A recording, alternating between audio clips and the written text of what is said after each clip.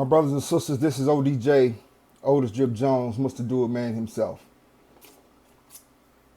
And I am still mad. It's horrible that I have to come to my friends, followers, and family with this disposition of being angry. But when multiple wrongs happen against my people, it makes me angry. And I'm angry about the killing of Breonna Taylor. This young lady was killed in March by police officers, Louisville, Kentucky. And it's close to home because this woman was a EMT, emergency medical technician, and I too worked as an EMT for 3 years when I lived in Chicago. So I do have medical training. I do have medical education. And this is sad and makes me furious because a woman who worked in this field, who's trained to render medical treatment in emergency situations, died from police officers killing her, and she wasn't able to get emergency medical treatment. 26 years old. Still a baby. According to science, her brain at that age is just now maturing. But she's gone because of police misconduct. And only one of the 3 officers serving the no-knock warrant has been fired. The other 2 have been reassigned.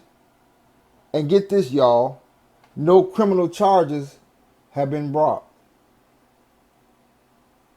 They got a no-knock warrant signed by a judge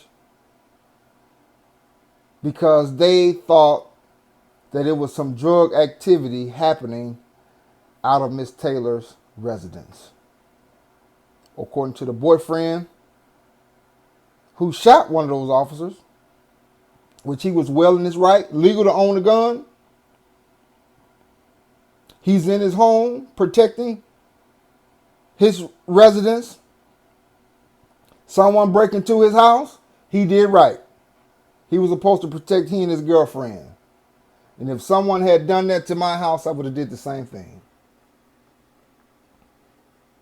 This no-knock warrant since then has been eliminated.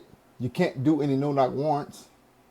And the no-knock warrant says that you can break down the door of wherever you're trying to get into and not even announce who you are. So how was Mr. Walker supposed to know that it was the police coming in when he has said repeatedly that they never identified themselves as police officers?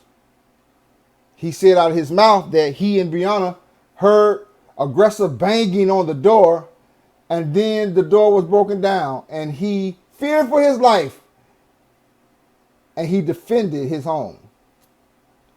Those police officers shot 8 times. Well, I don't know how many times they shot in the house. I do know that Breonna was hit 8 times, and she died. And there still has been no justice for this woman, this public servant. There's been no justice. They just dropped felony charges of the 87 people that were protesting at the Attorney General's house, which they should not have been charged. They should not have been arrested. They were peaceful. They were protesting. But no justice has come for this woman. And this happened in March. And the one officer that was fired has appealed his firing. So he's supposed to just get his job back. He took a human being's life, an innocent woman's life. It was your mistake. Police misconduct It's not acceptable. Police misconduct has to be held accountable. I'm not sure why police officers feel that they can hand down judgment wrongly and still be vindicated for their negligent behavior. And then they lie. And then they lie. My brothers and sisters, they lie to cover up their tracks. Look at what the report says. The police incident report contains multiple errors. It listed Miss Taylor's injury as none, even though she had been shot at least 8 times, and indicated that police had not forced their way into the apartment, though they used a battering ram to break down the door.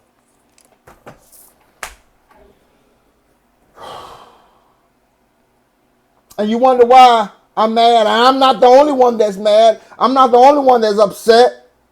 I'm not the only one that's furious, because this is wrong.